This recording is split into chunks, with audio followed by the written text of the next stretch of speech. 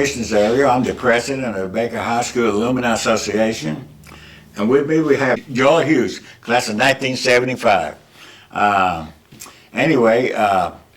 Joel, I want to thank you very much for joining us this afternoon. Tell us about your time at Baker. I think you were on ROTC. Yes, I went to Eddie, went to South Columbus and Eddie because my dad went to Vietnam. We lived out on base at the time and couldn't live in quarters when he was deployed, so we moved out to Oakland Park. Right. So went to South Columbus, went to Eddie, went to Baker. My first 3 years in school, I was in ROTC. I was on the rifle team. I was going to do a fourth year, but they wouldn't allow, at that time, do 4 years. So my fourth year, I grew my hair out and worked and did that kind of stuff until I joined the service. I went to South Columbus too, so that's interesting. And I don't know if you heard me earlier, but where Eddie Junior High is located, that used to be the Baker High School baseball field. Yep. That's where they used to play their baseball game. And so you joined the Army, and then what? I graduated in '75, May of '75, and I joined the Army January '76. Went to Fort Leonard Wood for my basic. Was one of the first units to do one-stop unit training, 13 weeks, which is AIT and basic combined. Oh. So they had us for 13 weeks. Get up!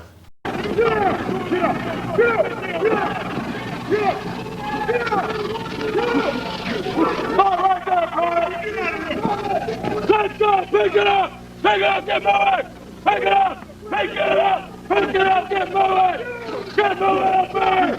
You better get moving, man! Pick that stuff up! Get over here! Get over here now! Get out! You're not picking that stuff up and you're okay! Now get it! Get it! Pick it up! Hurry! We're waiting on you! Come on! We're waiting on you! Let us go! Hurry up! What do you want? Bag, private. Take the bag and get like everybody else. Take it on the shoulder and get like everybody else. Hurry up! Hurry up! Why are you taking your time? Pick it up, private. Hey, private, is that your bag right there? Is that your bag right there? So why is it on the ground then? Pick it up! Hey, soldier. You need a private. You need a private. You need a private. Get up, private. Get up. Both you! Get off! Get off! Get off! Get off! Put the bag down! Get off! Get off! Get off! Take your time, Private! Take your voice time! Get off!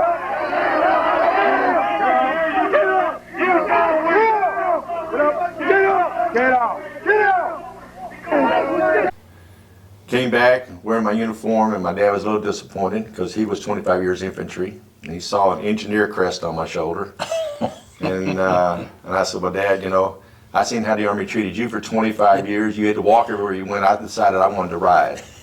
So I went engineer. My first duty station was at Fort Knox, Kentucky with Alpha Company 19th Engineers. Was there about a year and a half before I got orders for Germany, my first overseas assignment. Only had 14 months left in the Army, so, you know, the Army still sent me over there, and I enjoyed it. I was part of it. I was a 12 Bravo when I came in, combat engineer, and when I got to Germany, they made me a 12 Charlie, bridge specialist. And so when I got to Germany and was stationed with the 502nd Engineer Company, Ribbon Bridge, and we spent more time out of country than we did in country because everybody wanted to see this ribbon bridge in process. I re-enlisted about a month before my tour was up because I made E5. Re-enlisted for station of choice and went to Fort Belvoir, Virginia, went to the engineer school to be an instructor. I was there for about a year and a half. Got on orders to go back to Germany. I wasn't ready for that. So I went up to the Hoffman building, talked to my career management senior NCO, and he said, well, it's your lucky day. I've got two choices, drill sergeant school or recruiter duty. And I said, well, I can't really sail the Army, but I can train soldiers. So I went to drill sergeant school in Leonard Wood in 1980. I was on status for 3 years.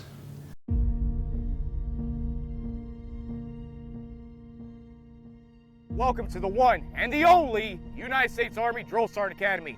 Throughout the next 9 weeks, your drill sergeant leaders will coach, teach, train, and mentor you on every aspect to become a drill sergeant in the United States Army by teaching the core tenets of basic combat training consisting of physical readiness training, drill ceremonies, rifle marksmanship, and warrior tasks and battle drills. Upon your successful completion of these tasks, you will then, only then, hold the honor of turning civilians into soldiers while being known as the United States Army Drill Sergeant. You'll be awarded the campaign hat or the drill sergeant hat, special qualification identifier of X-ray, that of a drill sergeant, and the drill sergeant identification badge. The drill sergeant hat is temporary, but the drill sergeant identification badge remains with you forever after your successful tour and tenure successfully on the trail as United States Army Drill Sergeant. You, operating as a member of a team, is the best way to conquer this academically challenging, mentally demanding, physically demanding, yet rewarding course. Drill Sergeants, you should be prepared for the United States Army Drill Sergeant Academy. Why? Because you're all non-commissioned officers, the backbone of the Army. Drill Sergeants, your strength will be tested both mentally and physically through your drill sergeant leaders. They're the top 0.01% of those non-commissioned officers that have been paneled by a board of nominative command sergeants majors across all centers of excellence, who then select them to serve as drill sergeant leaders. Drill sergeants, you will treat my drill sergeant leaders with the highest degree of dignity and respect, for they have earned their place as drill sergeant leaders and will expect nothing less than that of a non-commissioned officer. With that, drill sergeants, I can promise, which is a combination of promise and guarantee, that they will do the same for you. The torch burning brightly in the center above all else symbolizes liberty, drill sergeants. Only you determine how bright that torch will remain throughout your next 9 weeks to your devotion to duty and commitment to excellence. Last but not least, drill sergeants, there are 3 distinct words inscribed on the scroll at the bottom of the drill sergeant identification badge that drill sergeants past and present and you will hold near and dear at the end of this rewarding course. This will defend.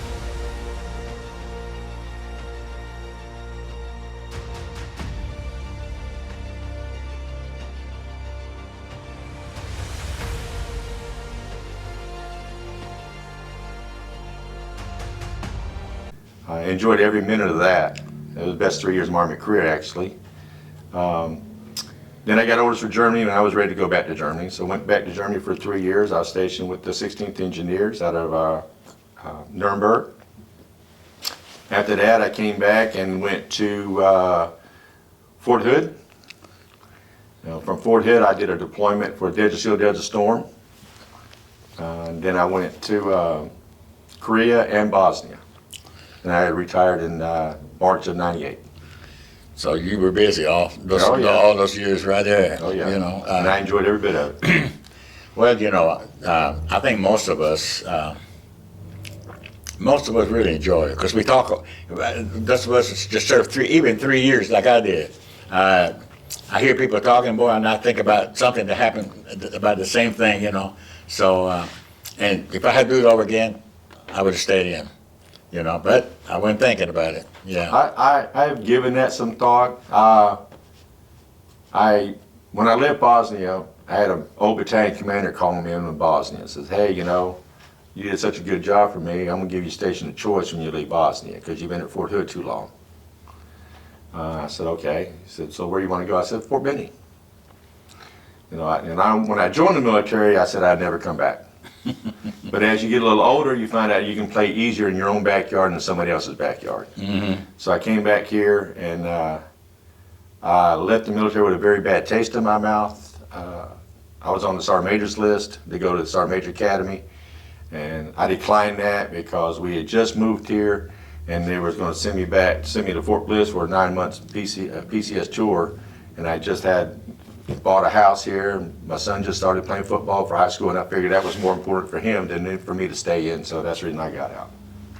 You know, that's true. It's true. It's a good decision. You know, it is. What was, when you were a drilling sergeant, say like, Tell us about you when you were, how you act amongst the troops and all that. It's funny you should ask. Sandra and I was watching a movie the other night called Boots. Okay. It's about Marine Corps.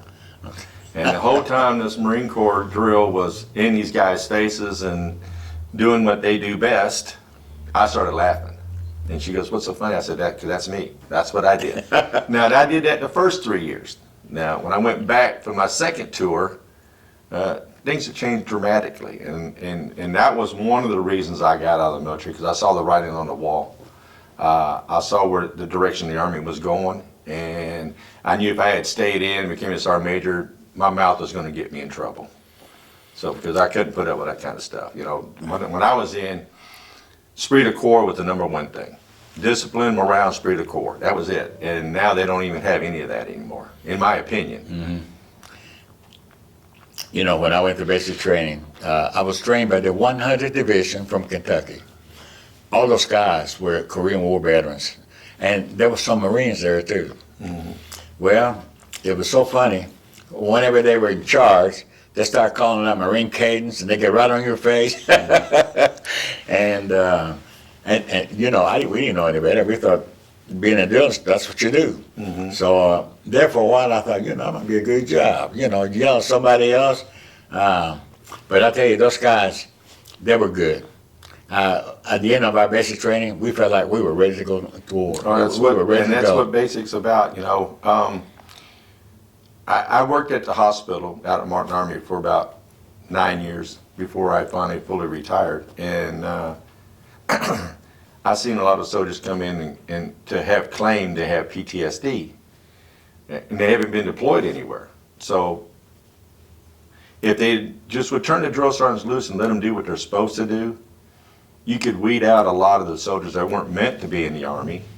They were there or forced in for whatever reasons, and you wouldn't have a high rate of PTSD, because when the bullets start flying around you and RPGs flying around you, you can handle it because you've already had that experience in basic. And they just don't do that anymore. You know, I was just talking about the same thing. All that training that we had, in my case, it was going to Cuba. Well, you know, we weren't scared. I don't think we were, but we were aware. Mm-hmm. We were very well aware what could be, some of us might not be coming back. Absolutely. You know, and it was about that time when I realized, you know, all that yelling they did, they were just getting us ready. Mm-hmm. They were just getting us ready for action. That's what the main job was. And I tell you what, it was in basic training, in airborne school. I was the worst. Mm-hmm. If you quit in airborne school, and you old guys will remember this, if you have a quitter, then he's out. But they give him the dirty jobs to do, you know, watching the floor and all that.